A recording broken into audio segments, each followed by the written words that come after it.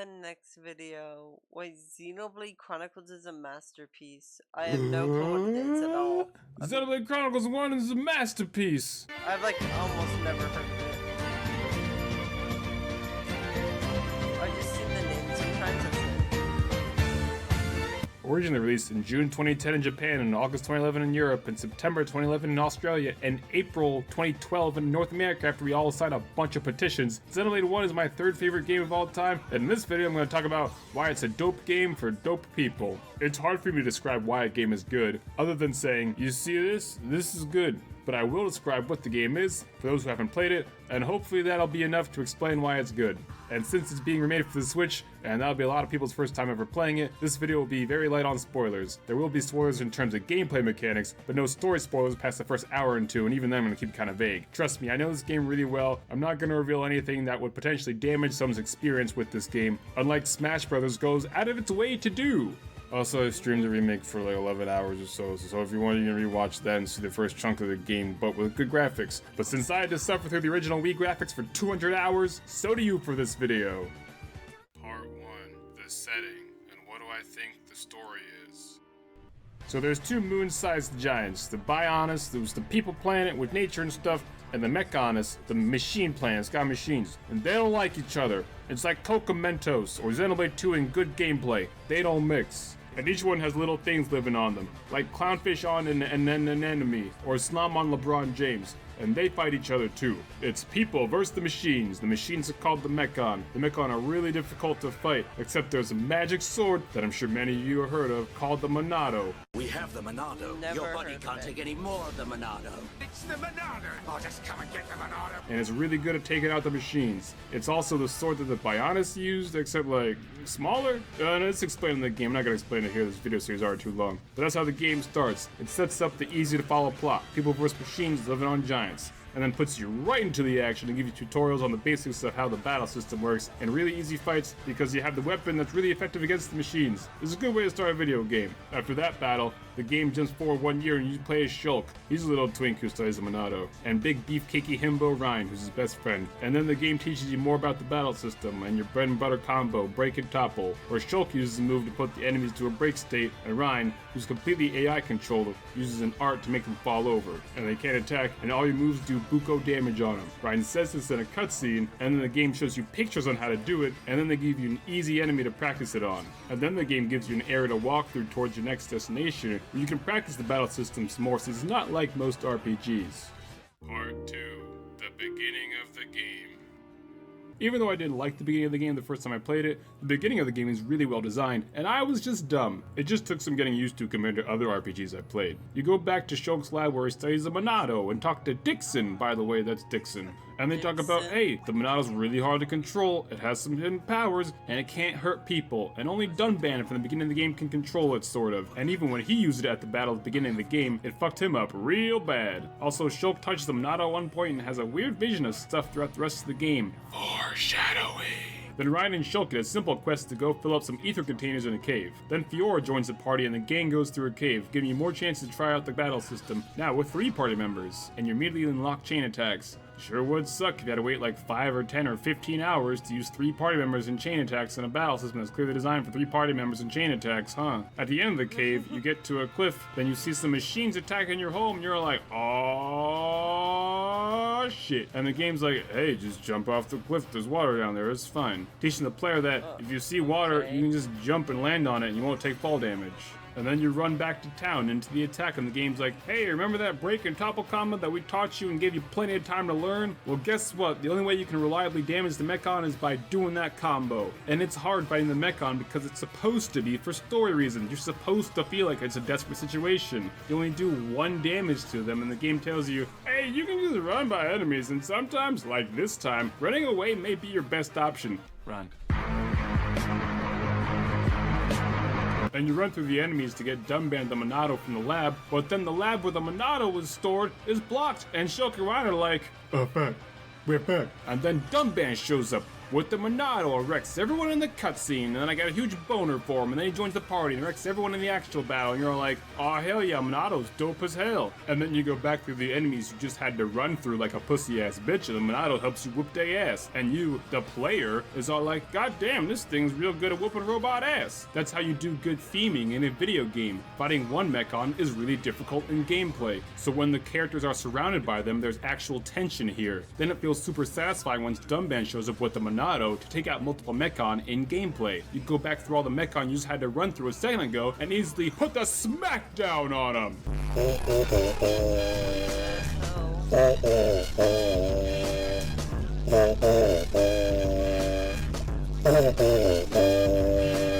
But then Dumban gets sick because the Monado is too much for him to take, just like in the flashback at the start of the game, and even throws up blood on screen. And Ryan's all like, oh, that ain't normal. You might want to get that checked out. And Shulk is like, now it's shoot time. And he picks up the Monado, and just like at the start of the game, he starts tripping balls. But nope, turns out with the Monado, Shulk can see the future and use that knowledge to dodge attacks and change the future. And guess what? You can do that during gameplay too. The game will tell you when there's a real powerful attack coming and how much time you have until it comes, and you can use that knowledge to dodge attacks and change the future. That'd be real dumb if you only had visions during cutscenes and not during the gameplay, wouldn't it? Anyways, after fighting more mechon with Shulk using the Monado, Metalface shows up. He's like a powerful mechon, but for some reason the Monado doesn't work on it. Even with the Monado, you're only doing 1 damage on it during the boss fight. Foreshadowing. And Metalface kills people, and since Shulk has been using the Monado for like 2 minutes, he has a vision of people dying, but he's not able to stop it. And he's all like, oh, these motherfuckers gonna come into my house, kill my people, drink my Kool-Aid, I'm gonna use this magic sword, go out and cap their ass. I'm paraphrasing, obviously. So that's the plot setup. All of it's done in like an hour or two. Shulk and Ryan go on a quest for revenge against the mechons so they stop attacking people. It clearly sets up the character's motivations by having you play through it, and along the way Shulk gets better at using the Monado and unlocks more Monado powers. Which brings me to... Part 3. The Battle System. So unlike a lot of other RPGs where you walk through the world and occasionally the game goes whoosh whoosh whoosh whoosh whoosh and your squad lines up on one side, the enemies line up on the other side, and you start whacking each other. No, instead you see a monster and you start fighting them right then and there in the game world. And instead of a turn-based combat, the game instead has MMO style combat where you have auto attacks every couple of seconds and you set up to 8 special techniques called arts that are on different cooldown timers. Each character has different arts and different arts do different things. Some of them are support buffs, some are enemy debuffs. Some of them are offensive attacks that do more damage depending on where you're standing, so you can freely move around and get into position and plan your next move.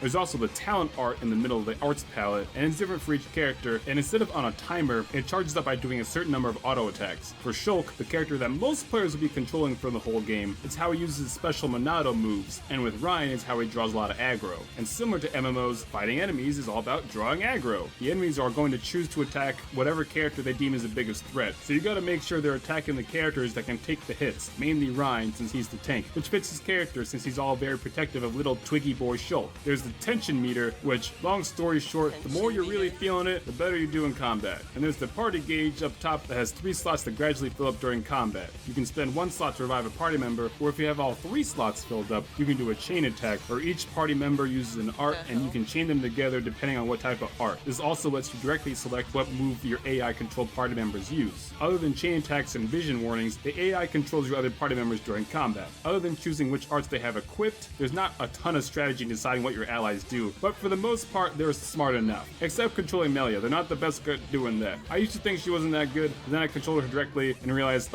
she's actually really good, the AI is just kinda suboptimal with her. The battle system does take a lot of getting used to, and honestly, at least for my first playthrough, it didn't really get good for me until Charlotte joins the party about 2 or 3 hours in, since she's a dedicated healer, and your party now has the traditional roles of tank, healer, and DPS. Up until then, for healing, you only had Shulk's light heal, which is honestly, pretty bad! What's the gameplay? So I talked about the story, I talked about the battle system, but what's playing the game actually like? Well, for one, it's big. Like,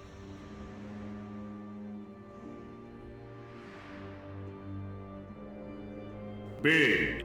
it really is like a single player MMO in that there's so much shit in this game, and it's all pretty good shit. It's designed in such a way you can play the game in any way you want. You want to go straight through the amazing story? You can do that. In fact, there's an arrow at the top of the screen that points to how many steps away from the next objective you are. The characters are all well written and well acted. This is one of the best English dubs of all time. A game with 10 plus hours of cutscenes would falter if the acting fell flat, but in this game, it very much does not do that. And the story really feels like it has actual stakes, and the villains act in such a way that makes you want to fight them. And there's plenty of twists and turns in the story. You always want to see what's going to happen next. So my first playthrough, I blazed through the story since it was so interesting. This is how I usually play games and do a couple side quests along the way. Speaking of which, you want to interact with NPCs and do a lot of side quests? You can do that. There's over 200 quests in this game. There's a development screen where you can do quests and unlock more quests for that area. There's a relationship screen where you can see how all the NPCs know each other. You know that Terrytown quest chain from Breath of the Wild where you build up the town and recruit villagers to live in it? Yeah, Xenoblade 1 did that too, but like 7 years earlier and way more expansive. And now that I'm doing it again on the remake, I forgot how annoying some of it can be, to be quite honest with you. And that place ties into the story later, and even though building the town is completely optional, all the work you put in makes it feel way more significant if you did it. You want to explore a big old game world and find stuff? You can do that. You find a new area, you get experience points. This is one of those games where if you see it, you can go to it, and there's always something to find. Oh look, that's a nice looking river down there. It'd be cool to head over down there. Yay!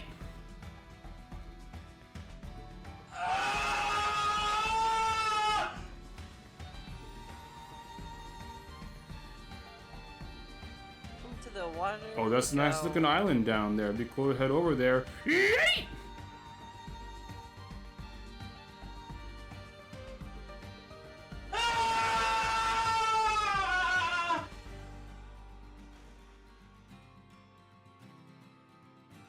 And there's always stuff to find. Rare crystal spots, unique monsters, rare weapons and armor. There's all sorts of stuff. And you're motivated to keep exploring by these little blue crystals that litter the world. They're all just common items, and you just pick it up and keep going. You don't even break stride. That'd be pretty stupid if you had to stop every 20 feet to pick up items in a game with a heavy focus on exploration. The gameplay loop here is so satisfying. You explore and find ether deposits that you mine and refine into ether crystals. Your party members that have a better bond in combat refine them into better gems, which makes them do better in combat. You equip ether crystals on your armor to improve your character's stats. There's a whole lot of slots, so you have a ton of options on how you want to build your characters. It'd be real dumb if you only had like 2 or 3 slots. You then use your improved characters to go explore and fight stronger enemies and get better stuff. And then the more you battle, the closer your characters get. The characters can cheer each other on during combat and get a deeper bond with each other, which lets you unlock heart-to-hearts between them and learn more about them, which further increases their bond and lets you do even better in combat and fight stronger enemies and make more powerful gems.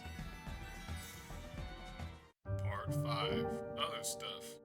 Now here's a final list of things worth mentioning about Xenoblade Chronicles 1. Some of them I didn't know where else to put in the video, and some of them will be, let's just say really important in a future episode in this series. First off, the music in this game is fucking phenomenal. This composition team is stacked! And now to butcher some Japanese names, sorry in advance. Yoko Shimomura, who has, among other things, done the soundtrack to Final Fantasy XV and a lot of the Kingdom Hearts games. Yasunori Mitsuda, who's done a lot of Square Enix RPGs, including Chrono Trigger, aka the best game ever made. Ace Plus, you know that Gangplank Galleon remix for Smash Ultimate that everyone drains their nugs for? They made that. And they also did the Beneath the Mask remix from Persona 5 Smash Ultimate tracks that I'm told is really special, I don't know. So imagine a game OST where they did a lot of the songs. Yeah, that sounds like it'd be pretty fucking fantastic, wouldn't it? Sometimes you'll fight souped up regular enemies and literally the greatest song in human existence playing.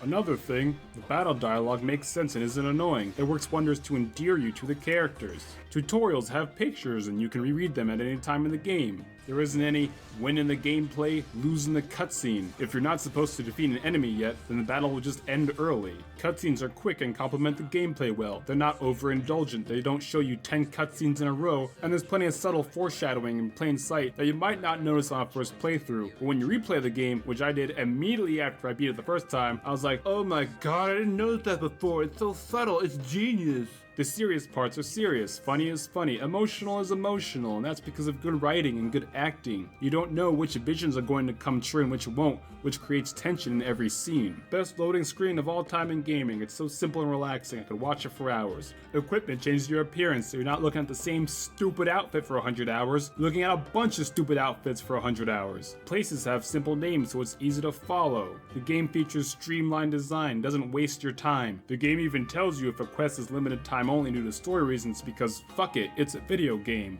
They make design decisions that benefit the player's experience. The game has a diverse cast of characters at different complexions, not like in most JRPGs where it's just like, anime white people. You're never required to level grind to progress normally through the story. As long as you don't skip too many of the enemies around your level in between you and the next story objective, you're good. But if you do like level grinding, each area has some tougher optional enemies you can fight if you want, or come back later and fight them. You start each battle with all your arts ready to go, and battles are generally pretty quick. You pick up items without stopping, and there's a collectopedia where you register your items you pick up in each area and get rewards. There's also a personapedia, so you can review all the NPCs you meet and how they all connect, and it tells you if an NPC moves, what time of day they're around, and what items they have for trading. And the more somewhere likes you because you did a lot of quests, the more quests you unlock. And you don't have to go turn in the simpler quests whoever you got them from. So long as you fought however many monsters or collected however many items, and as soon as you fulfill the requirements, they just auto-complete. Visions tell you what items are needed for quests, even quests you haven't accepted or unlocked yet, so you don't accidentally get rid of them.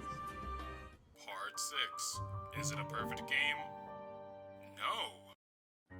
To be fair, here's a bunch of the game's shortcomings. Even by Wii standards, the graphics aren't the greatest, especially when compared to games like Mario Galaxy. Xenoblade 1 looks like a good-looking PS2 game, but at least the sky is really pretty in a lot of areas at night. That being said, given the processing power of the Wii and the size and scale of this world, some concessions had to be made to render everything. I'd rather a larger scale world with mediocre graphics than a smaller one with higher resolution graphics, but that's just me. But again, the game was remade for the Switch with great graphics, so it doesn't even matter that much anymore. The first regular battle theme sucks. I'm sorry, it's a bad song, y'all. There's no discernible melody or flow, it's just instruments making noise. Luckily, the battles are pretty short and boss themes are really good, and partway through the game it gets replaced by mechanical rhythm anyway. Also, the remake redid the song and now it sounds really great. Ricky's introduction to the party completely derails the game's grounded tone and pacing. He felt like very forced comic relief, and I immediately benched him for a big chunk of the game, but he grew on me over time since he's actually a really well written character. The agility stat is super broken. If you stack a bunch of it, you can just dodge everything. The menu interface is a bit of a mess to navigate. You get used to it over time, and what is that sound? Video games, munch munch munch. Video games, munch munch munch. Welcome back to another episode of Snackin' Gamer, where our passions are video games and food. Today we're looking at Xenoblade Chronicles 1 on the Wii. How easy is it to eat during this game?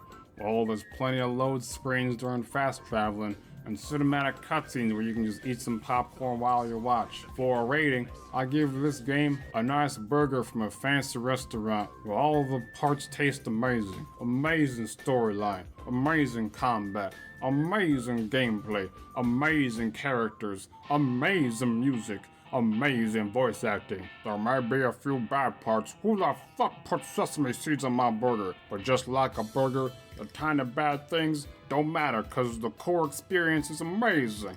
It's amazing. It's... Xenoblade 1 is really, really good. Really, really, really, really, real good. All you fuckers better get the remake. Every time I play this game, I get fully erect.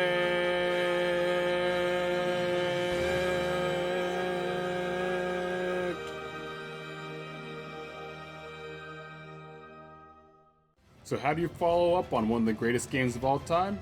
By doing something completely different. So next episode, we'll be looking at the follow-up, Xenoblade Chronicles X on the Wii U.